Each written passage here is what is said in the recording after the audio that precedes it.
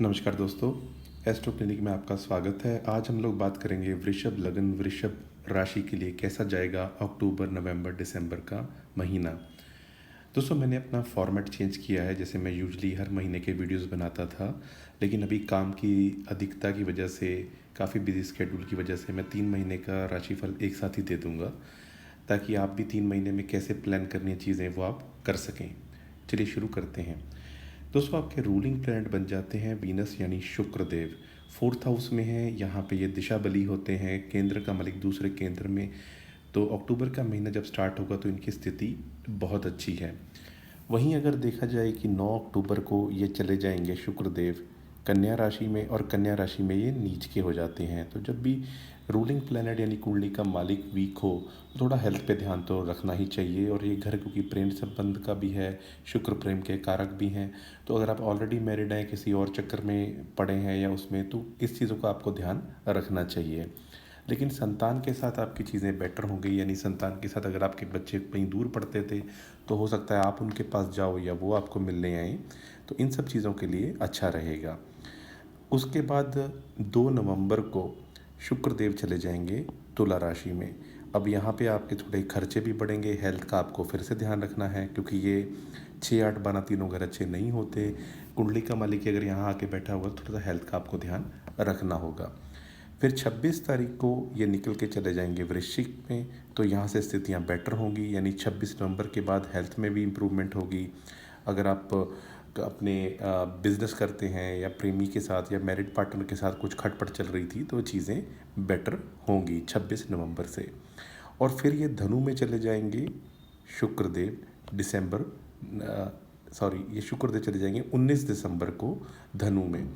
तो यहाँ पर भी आपको थोड़ा सा ध्यान फिर से रखना है, क्योंकि केंद्र का मालिक, लगन का मालिक, और लगन जो होता है वो लक्ष्मी स्थान भी है, विष्णु स्थान भी है। तो ये ट्रांजिट 19 के बाद भी आपको ध्यान रखने वाला बनेगा। और जो शुरू में मैंने आपको बताया ये अक्टूबर 9 है, और जो ये जाएंगे तुला में तो ये नवंबर 2। तो इन डेट्स का थोड़ा सा आप ध्यान रखिएगा। जैसे मैंने बताया कि पीरियड इतना अच्छा हेल्थ के लिए नहीं है, या मोटा मोटा आप 3 महीने वैसे ही ध्यान रखिए अपने हेल्थ के ऊपर तो ज़्यादा अच्छा रहेगा। आगे बढ़ते हुए बात करते हैं बुध देव की। बुध देव आपके सेकेंड हाउस और फिफ्थ हाउस के मालिक हैं। इस कुंडली में योग कारक भी होते हैं। और बुध देव जो हैं इनका राशि परिवर्तन भी होंगे और साथ में ये वक्री भी होंगे। इसके क्या रिजल्ट मिलेंगे ये भी आपको बताता हूँ। 2 अक्टूबर को बुध चले जाएंगे तुला राशि में। तो अब यहाँ पे थोड़ा सा आपको अपनी हेल्थ का ध्यान, अपना और अपनी संतान की हेल्थ का ध्यान आपको रखना है। धन आपका कुछ एक्सपेंसेस हेल्थ के ऊपर भी खर्च हो सकते हैं। इसके बाद ये वृश्चिक में जाएंगे अक्टूबर 24 को। यहाँ स्थितियाँ थोड़ी बेटर होंगी। प्रेमी के साथ मैरिज का प्लान बनाना है या मैरिड लाइफ में मधुरता आनी है, बिजनेस में चीज़ें बेटर होनी हैं, तो ये 24 अक्टूबर से आपका होना शुरू हो जाएगा। इसके बाद ये वक्री होंगे और वक्री पीरियड में दोबारा से आएंगे तुला में नवंबर 23 को। तो यहाँ जैसा मैंने पहले आपको बताया कि हेल्थ का ध्यान रखना है अपनी भी और संतान की भी, तो इस चीज़ का आप ध्यान रखिएगा। फिर ये जाएंगे वृश्चिक में दोबारा दिसंबर 6 को। तो यहाँ चीज़ें फिर से बेटर होंगी और फिर ये धनु में जाएंगे 28 में। अब ये जो लोग पीएचडी वगैरह कर रहे हैं उनके लिए बहुत अच्छा पीरियड होगा 28 तारीख के बाद। अदरवाइज़ अपनी संतान की हेल्थ का ध्यान आपको बना के रखना है। आगे बढ़ते हैं और बात करते हैं बुध के वक्री काल की, नवंबर 9 से लेके 29 नवंबर। इस पीरियड में जब बुध वक्री होंगे और वक्री होके पतित भी होंगे, पतित का मतलब होता है कि प्लेनेट काफ़ी ज़्यादा वीक हो गया, कि वो पिछले घर में ही गिर गया। अब क्योंकि आपके धन के भी मालिक हैं, फिफ्थ हाउस के भी मालिक हैं, तो अगर आप कोई एग्ज़ाम वगैरह देना चाहते थे तो वक्री काल में अगर आप प्लान करेंगे तो आपको अच्छा रिजल्ट मिलेगा। लेकिन अपने धन का उपयोग हेल्थ के ऊपर अगर कुछ करना पड़े तो आप पहले से उसको प्लान कर लीजिएगा। दोस्तों, आगे बढ़ते हैं, बात करते हैं शनिदेव की। शनिदेव आपके 9th हाउस के मालिक हैं और 8th हाउस के मालिक हैं और बैठे हैं 11th हाउस में। ये आपको कुछ ना कुछ अचानक धन की प्राप्ति, अचानक कोई भाग्य से चीज़ें हो गई, ऐसी चीज़ें ज़रूर कराएंगे। अभी ये वक्री चल रहे हैं, यानी पिछले घर की तरफ जाते हुए प्रतीत हो रहे हैं, और 27 नवंबर तक स्थितियां ऐसी ही रहेंगी। और 27 नवंबर के बाद फिर से आपको भाग्य का साथ मिलना, चीज़ें बेटर होना, पिता पक्ष की उन्नति होना, कोई विशेष इच्छा पूर्ति होना, ये शनिदेव कराते हुए दिखाई दे रहे हैं। दोस्तों आगे बढ़ते हैं और बात करते हैं अब मंगल देव की। मंगल देव आपके छठे घर में बैठे हैं, इनके लिए एक अच्छा स्थान है क्योंकि यहाँ बैठ के ये विपरीत राजयोग में भी हैं। 12वें घर का मालिक छठे घर में बैठा है तो ये विपरीत राजयोग में है। अब ये एक तरीके से कोई एग्ज़ाम वगैरह क्रैक करना है, मंगल की ही महादशा है, तो आपके लिए बड़ी अच्छा पीरियड चल रहा है। अब इसके बाद ये चले जाएंगे वृश्चिक में और आ जाएंगे अपनी ही राशि में अक्टूबर 27 को। तो बिज़नेस के लिए ये बहुत अच्छा पीरियड बन जाएगा। अगर आपने कोई भी नया वर्टिकल स्टार्ट करना है, कोई नया काम स्टार्ट करना है, तो आपके लिए बहुत अच्छा रहेगा। और मंगल लेकिन मांगलिक योग भी बनाते हैं, तो अपने स्पाउस या बिजनेस पार्टनर के साथ मनमुटाव ना हो उसका ध्यान रखिएगा। अब धनु में चले जाएंगे मंगल देव दिसंबर 7 को। यहाँ पे आप थोड़ा चोट चपेट का ध्यान रखना 7 दिसंबर के बाद, क्योंकि मंगल जब भी 8वें घर में आते हैं तो कोई चोट लग गई जिसमें कुछ हड्डी या ब्लड का कोई प्रॉब्लम हो गया, तो इस चीज़ का आप ध्यान रखिएगा। अगर आप इस मंगल की इस प्लेसमेंट की वजह से थोड़ा सा इस कोई उपाय करना चाहते हैं तो आप ब्लड डोनेट भी करके आ सकते हैं 7 दिसंबर के बाद।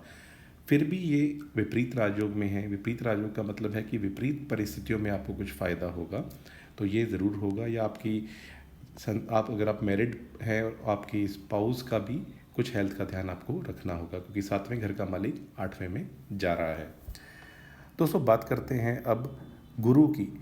आपके लिए हाईलाइट जो है वो ये है कि गुरु आपके लिए 11th हाउस के मालिक बन जाते हैं और 8वें घर के, और इस कुंडली में योग कारक नहीं होते, लेकिन ये 18 अक्टूबर को अपनी उच्च राशि में जा रहे हैं। अब ये जो घर है ये साहस पराक्रम का है, तो गुरु को तो कोई साहस पराक्रम की इतनी वो नहीं होती, क्योंकि गुरु तो दूसरा लोगों को एडवाइस देने का काम करते हैं। मंगल हैं जो इस घर के कारक हैं। तो गुरु के यहाँ आ जाने की वजह से आपको क्या फ़ायदा होगा? कोई आपकी विशेष इच्छा जो आप पूरी करना चाहते थे वो आपके साहस पराक्रम की वजह से पूरी हो जाएगी। कोई आपको अचानक धन भी प्राप्त हो सकता है, जैसे वसीयत से मिल गया या कुछ ऐसा हो गया।